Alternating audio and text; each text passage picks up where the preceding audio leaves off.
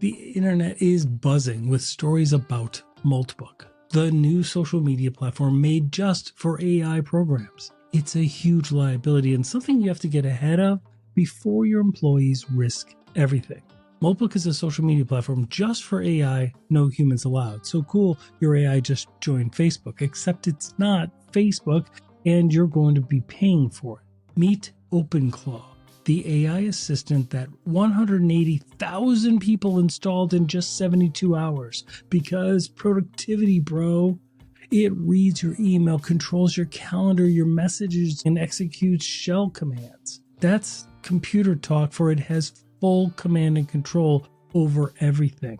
And then it gets worse. It joins Multbook, that AI social network where bots hang out and swap tips.